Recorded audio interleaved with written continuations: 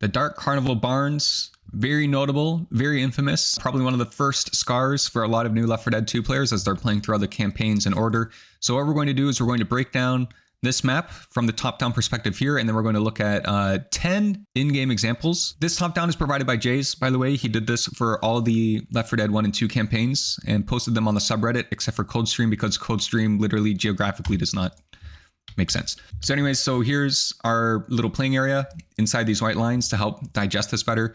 So of course, the first part is holding out up here, and you got infected coming from all these ways. Cool. So often what I usually like to do is I like to be this player up here, right in the center, but then hanging over this ledge here. This guarantees that no infected can come up from this side. Well, sometimes you get like 1 or 2, but it's literally only like 1 or 2, sometimes 3. But if you're right in the center, it's usually they'll just stop right underneath you. And then the magnum opus combination here is if someone is right here, because this is a very common part for infected to path up. So if you've got these 2 people here, then you really only need to focus your attention to whatever is going on in this direction here. Excellent. Awesome. All right. What happens here by having, people here, it enables like literally anything will work if you have these 2 here. I've seen this. I've seen this. I don't think I've ever seen this, but I can't imagine that it would really be that bad. If you're holding out on like down here anyways, you're still able to like see underneath the scaffold. And so like if you're here, you can still see over here and all that stuff. So that's powerful in of itself. I've never seen, teams hold out over here. I just think that's bad. So we're over here and we're holding out. We need to care a lot about these smokers. The smokers, of course, if they just pull you down, then you need to reclimb back up. And that's not always a fun time. So usually if you're back here, you are now the back line. And if you're the front line over here, you're kind of dealing with the bulk of people over here.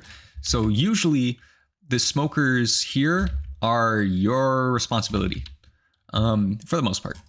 Of course, everyone should be kind of covering for each other in any way that's possible. And now we also have spitters. Spitters can be detrimental. If a spitter is over here, it's kind of rare, but if we see a spitter over here, they'll spit, and usually it actually just kind of comes up short. And some of the geometry with the scaffold, like there's like a second layer like up here that like no one can really get to. So the spitters spitting over here, like sometimes it can get caught and they will just jump down here. But the spitters that are up here are the most likely to get stuff happening over here. You don't want that. So we're respecting the smokers here, and we're respecting the spitters in general, which will come up on this general side of the map. Now, to help us with dealing with the horde, there's 2 good gas can placements. The first one I like to put right underneath here, which I mentioned before in this video. It will make the fire do this.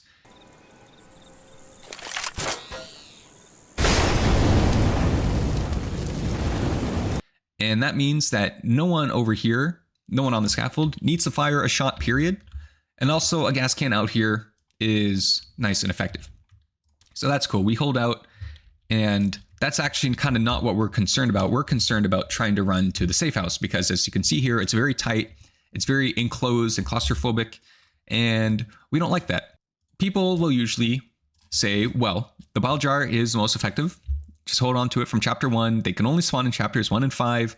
There's, I think, a 21 or 24% chance that you actually don't get a Bile Jar in chapter 1. But either way, you have a Bile Jar.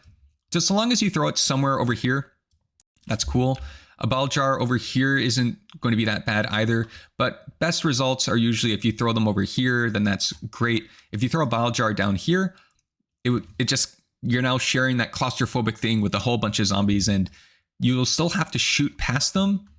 And we don't want that, because what we're ultimately trying to do is we're trying to be as healthy and as reloaded as possible for this final stretch here, because this is where it will get the most claustrophobic. And what we're trying to do with running through here and all this technique that I'm going to be going over is we're trying to make it as smooth as possible to get from here to here, because it's here where we're going to really need to care about what we're doing. So Bile Jars will go over here. We throw the Bile Jar here, but we should care a lot about this corner right here, because You throw out your Bile Jar, and then a boomer over here vomits on you. You know, he just undid the last 30 minutes of your life. And at that point, you need to hope that your hands, your improvising, your plan B are up to snuff, because in a lot of cases, you just threw your Bile Jar over here and it got undid by a boomer. Honestly, in a lot of cases, might be best to just restart to the safe house and do all of this again, doing all of this again. So care a lot about this corner. Now, one of the biggest advantages to throwing the Bile Jar here is not just because of this free space that it gets you over here, but because it specifically gets you through this transition right here. This is a claustrophobic, but also very important area. And in a lot of, like, this is starting your run as well. And I found that a lot of times the way that you start off your run can really set the tone for how it's going to go. If it's smooth sailing here, you're better equipped for all of this here. Now, we all talk about the Bile Jar in general. I want to put the chainsaw on people's radar as well. You'll see chainsaw spawns more frequently on chapters 1, 2, and 3, so it's much easier to hold on to it. Just for this event, just for running through here, chainsaw is very, very well equipped to deal with claustrophobic situations like this. The chainsaw exists. Now, what if we don't have a Bile Jar, right? You know, how do we transition? How do we start a run? Well, so if you are running, if you want to initiate your run with a pipe bomb right here is good. This here is a kind of a key choke point in general. If you're trying to run forward, you know, and they're chasing you, you know, maybe they're still spawning from here for whatever reason or whatever. A pipe bomb here can, you know, they all run over here, and now you're able to run here. Now, once you have made it past here, once you are actually running down here, let's get the chainsaw out of the way. You want to be throwing your pipe bomb, ideally like right here.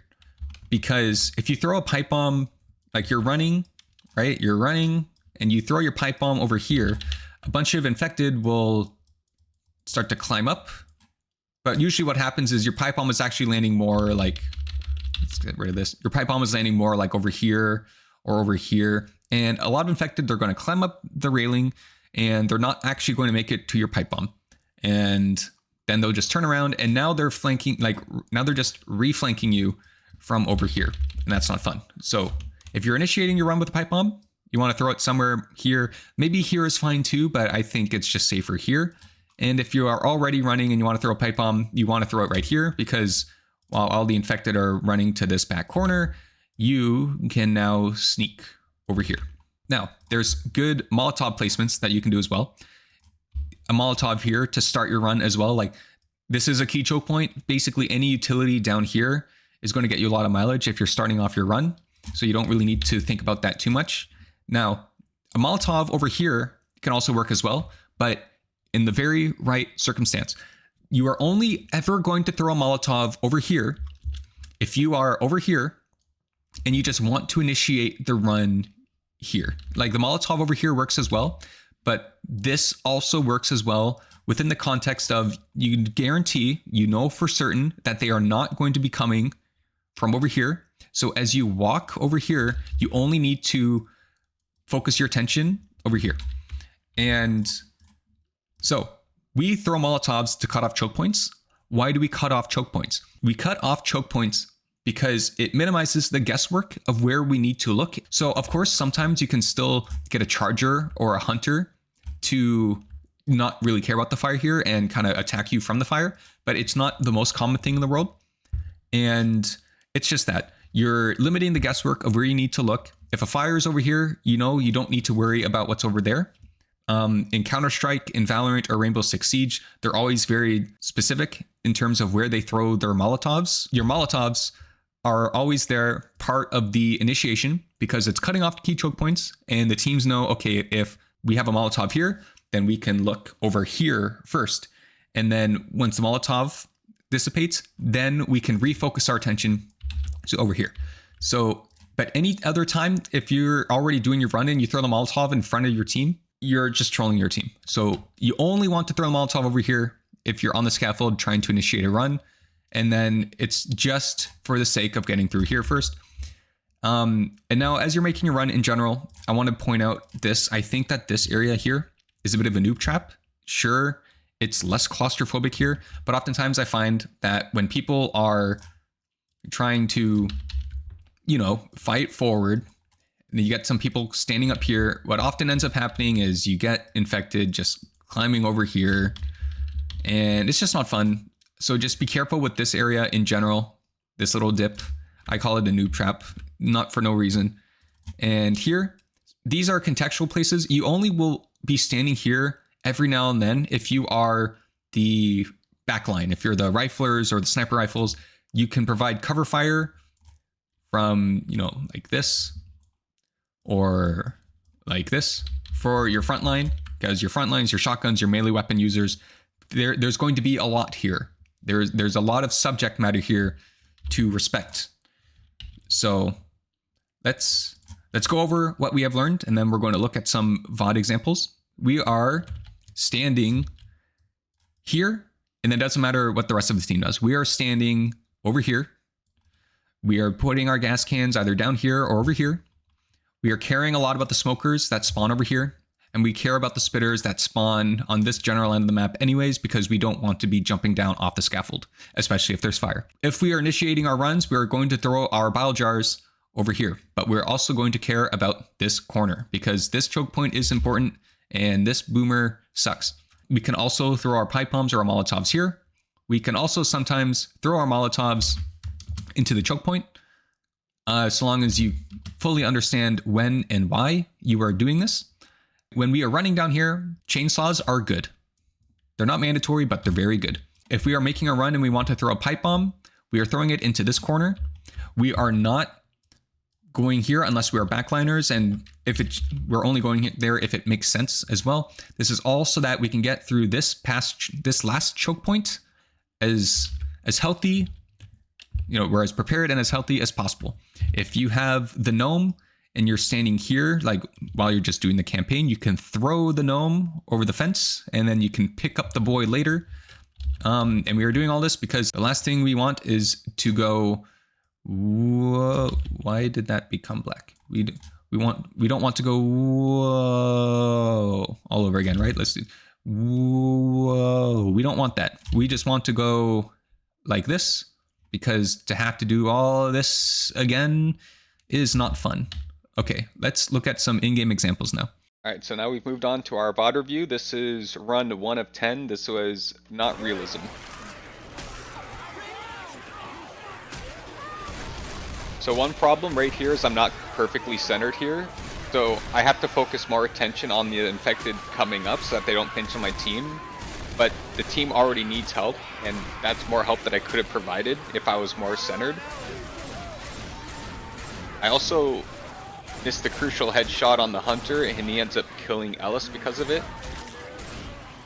Now this is just a tough spot to be in, because if I move from my post, then that enables them to come from behind as well. It's kind of like there's a hole in the boat, and if I move from this position, I'm removing my finger from the hole, and it will start to slowly overfill. That Molotov, I opt for the long one, because if I throw it straight down, then sure, I can immediately get Coach up, but there's no guarantee that we can get Rochelle up. I mean, looking back at it now, we could have probably gotten Rochelle, but the problem also would have been just fire spread in general, and would we have been able to move in time? This pipe bomb is a little too close, and you can see, even though there's a pipe bomb, I still had to fire off some shots. And because of that, I'm not completely reloaded by the time I get to here. Now, there's also this point here where I decide to just book it. That's because I know that we don't have any throwables left. We don't have any throwables left. I throw the Molotov and Coach throws the pipe bomb. And I guess there's a Molotov and an adrenaline on Rochelle's body, but that's not part of the equation now. And just knowing there's only 2 of us, this is our only bit of util. You just have to make a break for it.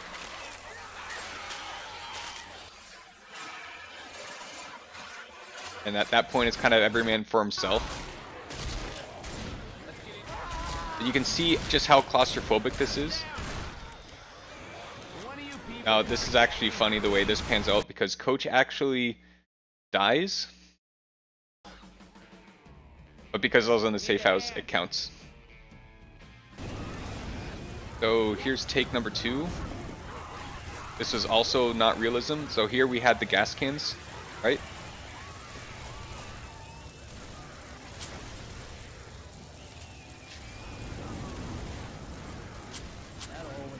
I remember that this was a very experienced lobby.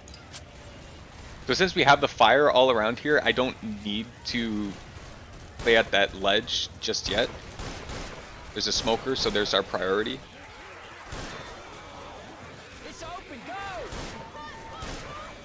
See, I'm still peeking back just to see if I can deal with that smoker. You can see I'm thinking about it. Thinking about the Molotov throw here.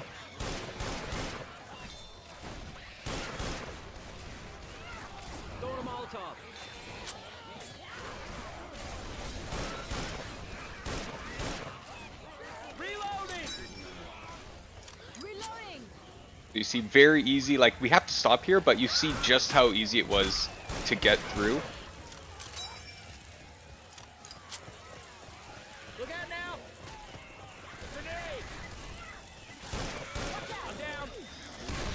And of course, there's one of the biggest threats right there from being in such an enclosed environment. Possibility of friendly fire. Now, that was a really good pipe bomb from Nick. We go back and see that pipe bomb.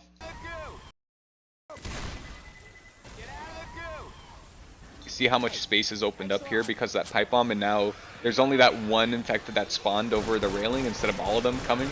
And you see they're all just rushing. And since we have all of this, like all of these reloaded weapons, they're only coming from here. It is so easy for all of us to spray into this crowd that's only coming from one direction and being able to just bullet pen all of this.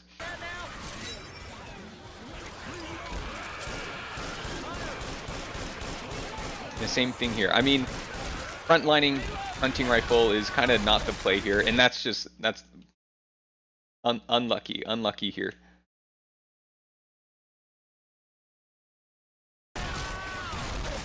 Don't like to see that. But here, being in-capped right here with a Desert Eagle is really nice.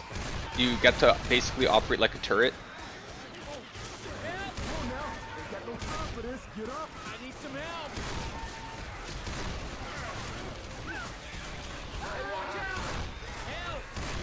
Okay, so long as we move on to the next chapter, right?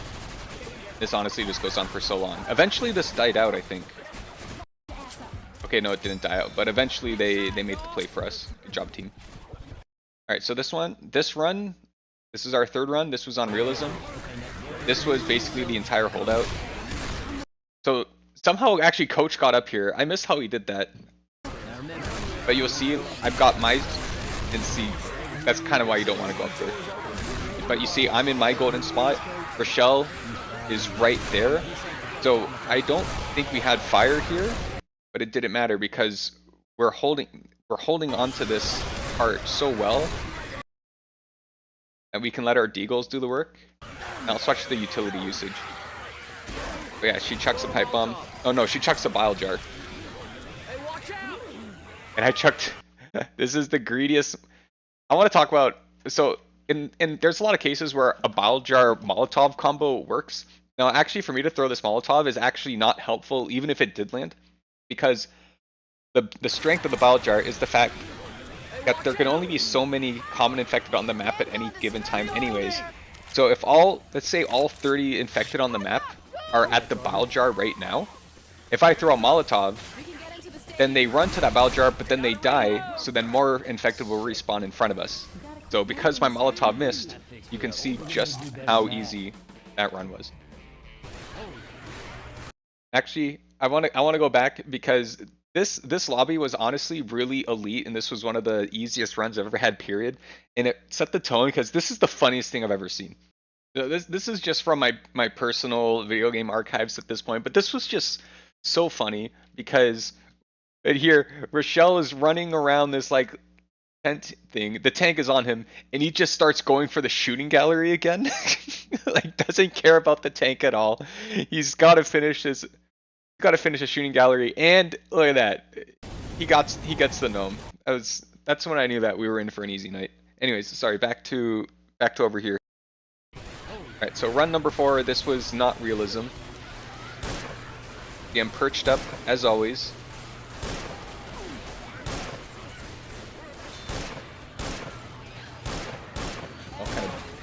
It says normal. See, a Rochelle is posted up here. That's a unique spot too. What are we playing with? Okay, yeah, we have a full team. So here, okay, yeah, they were both back there. And I had the Bile Jar, and they were telling me to save that Bile Jar, but I really wanted to show you guys how good the chainsaw is.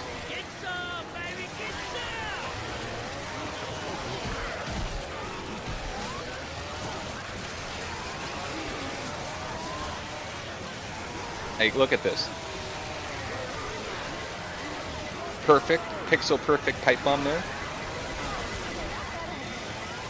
I mean, the timing was a tiny bit off, but it doesn't matter. Like, oh hell yeah! Cover me. That's the chainsaw, baby. All right, run Bring number my 5. plate to my desk. Like, would you? Oh yeah, my friends were talking in the background here, so I'm just gonna mute this one. So this was just weird because they started it while like there was a tank or something, and we got split up, so they just started it. So I wasn't part of the holdout at all. Unique pipe bomb.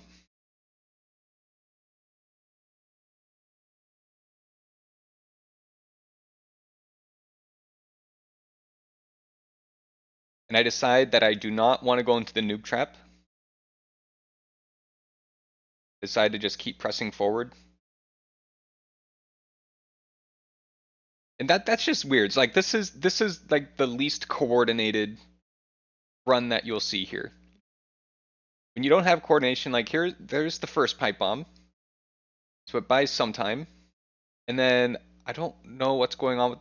So see, the first pipe bomb, that is not going into the choke point. That is going over the railings. So like, who died here? No infected died from that pipe bomb.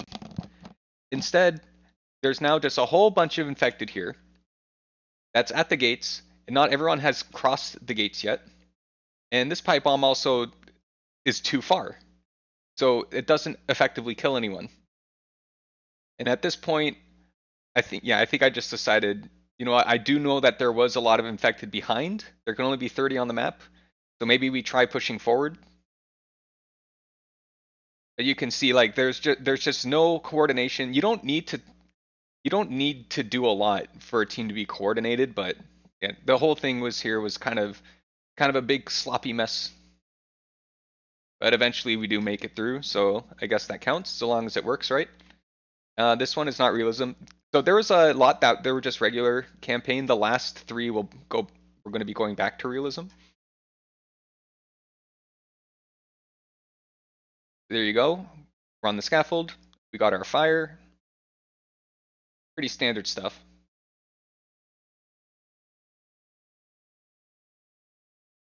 Yep. This is a good fire placement too.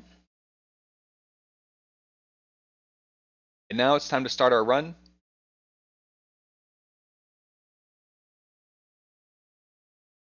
Now the timing of that, sometimes you still got to think about the timing a little bit, because you see like that Molotov that I threw in the back, like theoretically I went over why it works sometimes. Here it didn't work because so many, like I threw it too far and there was still so, like, just look at how many zombies are here. Like that Molotov is really not doing a whole lot because we have to invest a lot of, we have to invest a lot there. So it's actually that pipe bomb.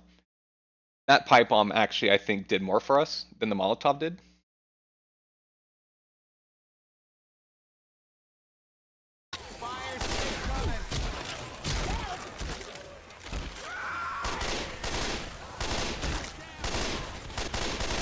See, look where he got incaptured.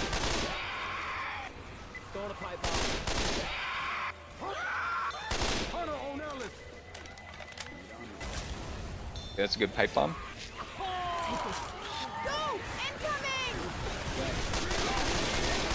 Here, because I'm fully reloaded, I know that I can assume a position in the back there. But of course, with the spitter, we're forced to relocate. So now here's the context. Here's the context. Holding out here with the rifle, there's a lot that you can see. You can really take in the entire situation for what it is.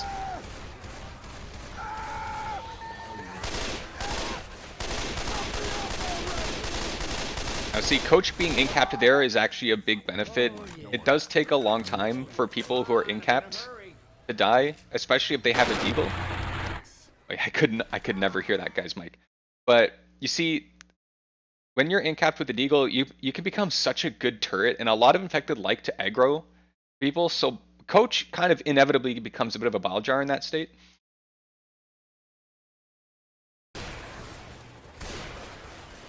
He posted up here again, and Ellis is in that golden spot, and I think there's someone in that corner to my right. That spray was cursed.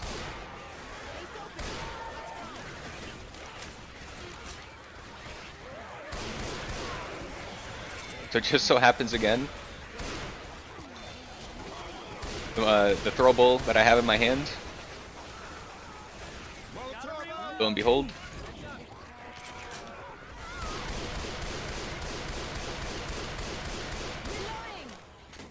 now the guesswork is pretty limited. Able to gain that choke point. Classic.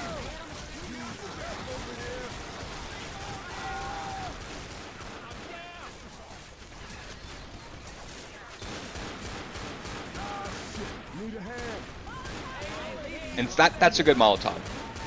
That's a very well timed Molotov. Contextual, just for helping the boys get up. And here I was thinking like, what do they appear behind us? Oh, surprise, surprise.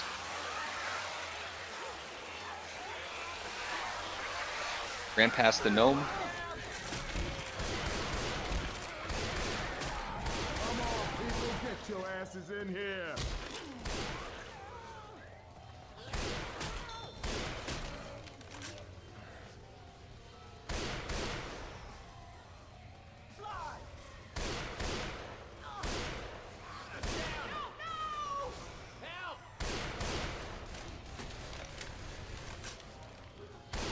I'm just holding this location. Ain't got no time for this shit. Get in here. And now going over to our realism runs. Here they come. I'm down.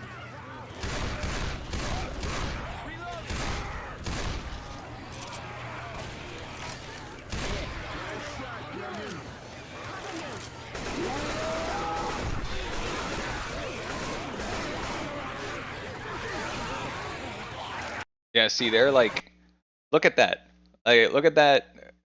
All he has to type in is "I will," and we all know what he means. We all know that once it's time to start running, Rochelle will do something. So first move will be Rochelle. I just said I'll throw late. And that's enough information for everyone else to know like what the general game plan is. And then everyone can base their decision making off of that. So we see Rochelle throws a very good Molotov there. That pipe bomb is a little redundant, but not bad. Great hunter kill. And now the utility bought us that very easy first choke point. And I'm able to throw that pipe bomb. That could have gone a little bit further. So we're able to get some more distance.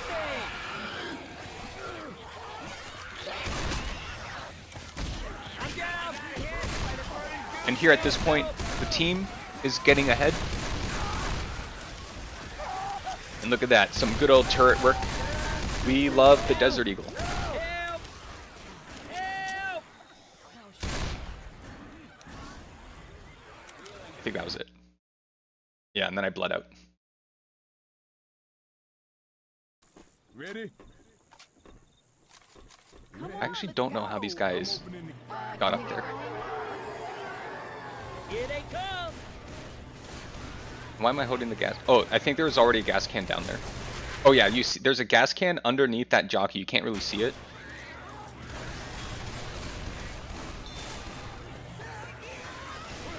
You see, like you see where I'm holding out and where Ellis is standing off to my right. Or that's Nick. Oh, I'm Ellis.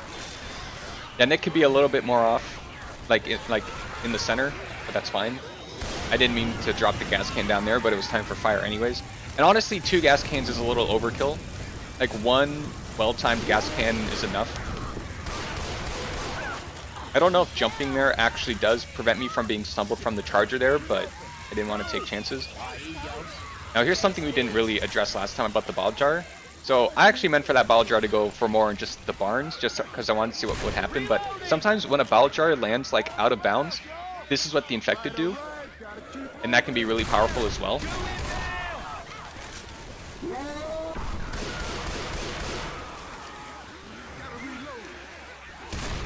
Gotta reload. Get into the stadium.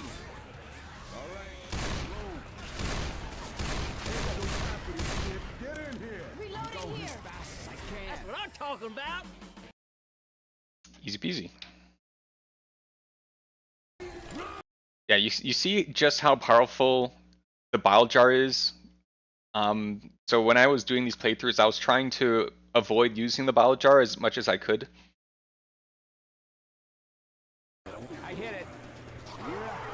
Okay, so here, this was the last one, and this was really intense. So we only had 3 people. We only had 3 people, and a horde was just about to spawn. Oh, we had 2 people and a Rochelle with no health. And oh yeah, and it didn't give us a gas can either. And there's a witch. There's a witch. You can't really, you can hear her. She's somewhere like in the main gate. You'll just see her later.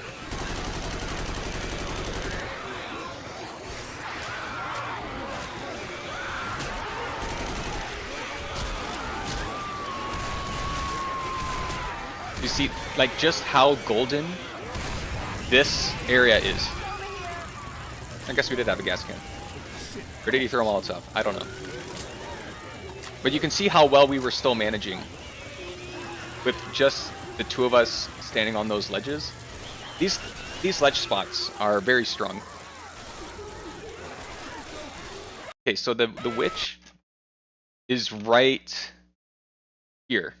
But like, that's not her, but like, she is behind there.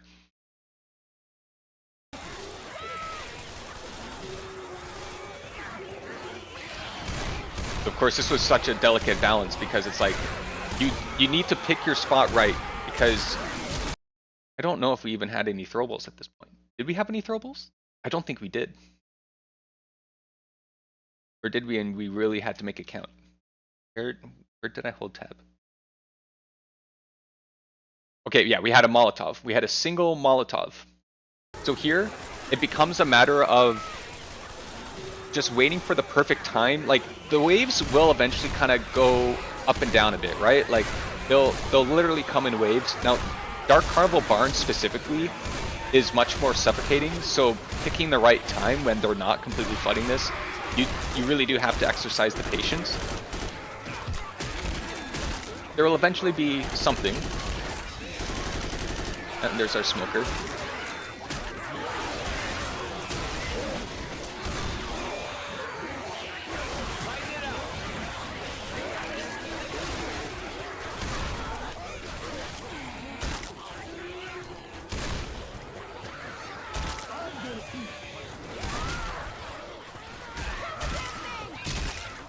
So perfect. The witch aggroes onto Rochelle, who is the absolute lowest.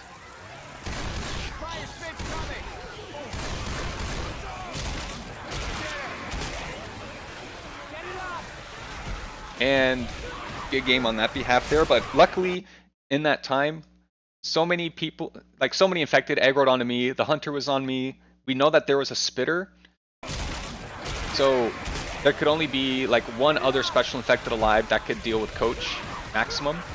And luckily, and I don't see how Coach does this, but luckily Coach does get into the safe house, and we managed to pull it off. So that's our boy.